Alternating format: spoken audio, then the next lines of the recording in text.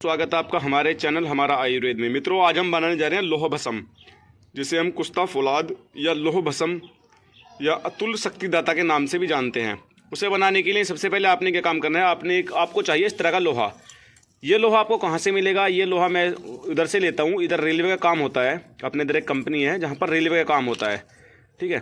तो वहाँ पर रेलवे के जैसे पहिए हैं, पटड़ी वगैरह कुछ इस तरह का काम होता है।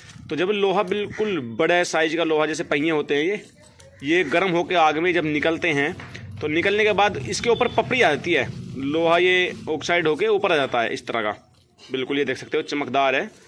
और ये इतना नरम हो जाता है, इतना फूल जाता है, यानी इसकी हार्डनेस ख़त्म हो जाती है। ये देखो, बहुत आसानी से टूट जाता है बिल्कुल। ये देखो, तो हमें जो हम लोहा रेत से बुरादा करते हैं तो उसमें हार्डनेस बहुत होती है। तो उसकी हार्डनेस ख़त्म करने के लिए हमें आग में बहुत सारी पुटें देनी पड़ती हैं, उसे रस घोट घोट के, तो इसकी हार्डनेस तब जा ख़त्म होती है।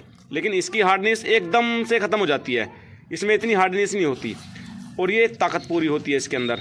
अब हम सबसे पहले इसे क्या करेंगे, इसे इमाम दस्ते में कूटेंगे। देख सकते हो मैंने इधर इसे कुटाई करनी शुरू कर दिया। और ये इतना बारीक है, ऐसा नहीं है कि बहुत ज़्यादा मोटा है, बिल्कुल आसानी से पिस जाता है। ये देखो, बिल्कुल हाथों की रेखाओं में बैठ रहा है, ठीक है, और बिल्कुल ये आसानी से पिस जाता है ये। अब अगर आपने इसे फुलाद बनाना है जामन वाला, हालांकि प्रोसीजर तो असल वही है। इसे बिल्कुल बारीक पीस के कपड़ा छन करके इसके अंदर जामन का रस डाल दें तो ये 4 से 6 महीने के अंदर, 1 साल के अंदर ये बिल्कुल लुकट बन जाएगा, तारकोल की तरह ब्लैक बिल्कुल।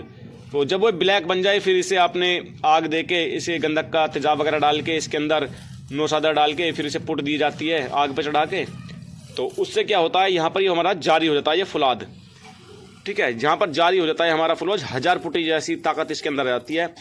फिर इसे हम आगे चल के करते हैं गंधक और जी पारा, सिंख्या, सिंगरफ, इसके साथ रस लगा के और रगड़ाई करके आग देते हैं। तो ये हमारा बन जाता है अतुल शक्तिदाता योग। पहले मैंने बनाया था, वो ख़त्म हो चुका है।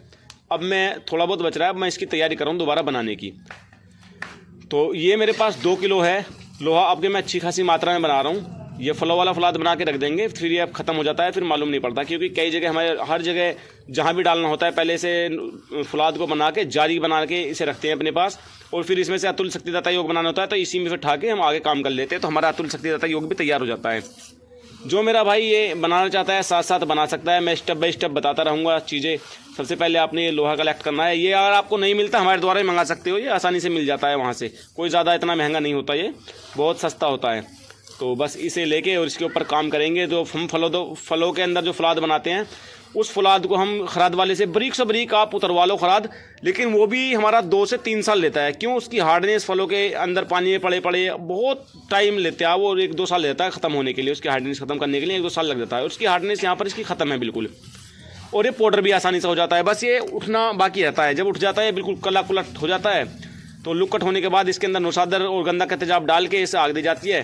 तो आग देने के बाद ये बिल्कुल सुरख, खून की तरह लाल सुरख बिल्कुल, ये हमारा फुलाद तैयार होता है। जारी फुलाद, एक तो होता है फुलाद, ही होता है जारी फुलाद, जो कि एकदम अंदर ब्लड में मिलकर अपना काम करता है। और फिर यहीं से आप अतुल शक्तिदाता योग बनाना चाहते हो तो बना सकते हो। अब मैं इसे सबसे पहले इसे पिसाई करके फिर मैं आपको दिखाता हूँ।